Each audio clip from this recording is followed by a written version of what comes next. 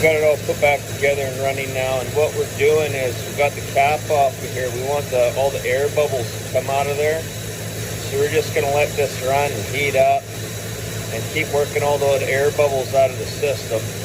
And this should be the highest point. All the air will go to the highest point and release. You know, it might make a little bit of a mess here. Coolant will go down. You'll have to keep topping it up. And then it'll kind of bubble over and stuff like that, but that's all normal. But we want to get all that air out of there, let her run, charge the system really well, and then we can plug in our heater and see if it's working properly. This is also a good chance to continue tuning the carburetor here. So those are the two screws down in here, one there, one there. You can keep adjusting those by a quarter turn at a time, in or out, to get a really consistent RPM and have it running nice and smooth. So those are your two right there that you just finish up, and then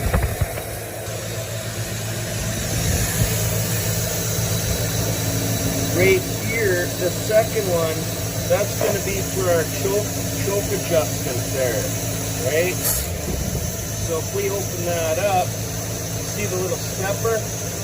That's what you're setting that on. You're going to set that to a step on here. And then here's our idle screw right there. And that's going to be our idle.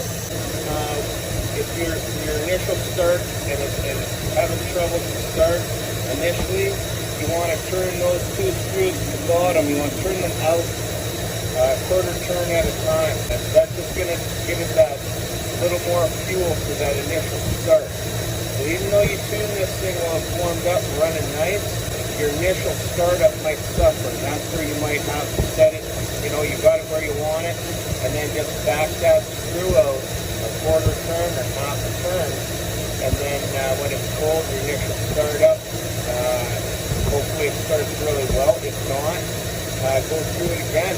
Basically, continue to do that until you get it started up real good for the initial startup.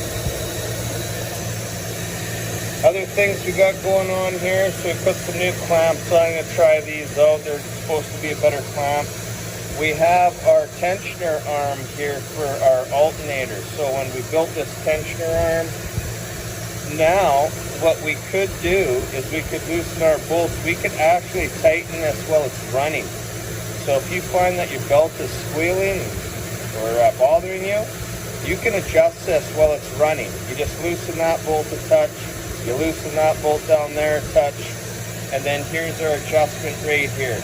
And you're just going to adjust your belt, and you can do that while it's running and put it to where you want it, which is nice. You can't do that with the factory setup. You can only adjust it when the engine's shut off. Hard to see down there, but we've got our circulating heater down there. I wrote on the hoses the length of the hose and what it's going to go to, so in the future when you cut a new hose, you know the length you cut the hose. It's just a direct replacement.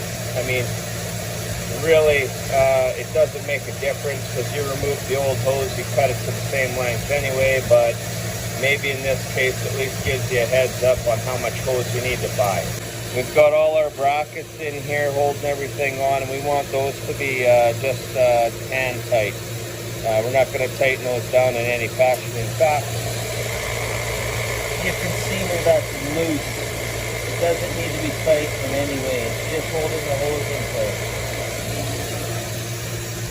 So just continue to let the air bubble out of the rad, and then once we're satisfied, we'll put the cap on there, and then we're going to test our system.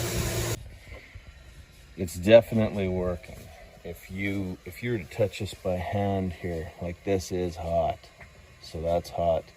Obviously hot coming in, hot coming out, and then you touch this bottom one. You can touch it. It's warm, but it's not hot. This one here though it's hot, and we even got this one here is hot too. So as we were discussing before, that's because we have it coming in.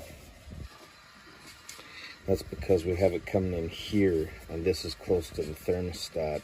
which must be opening up the thermostat and releasing it into the radiator.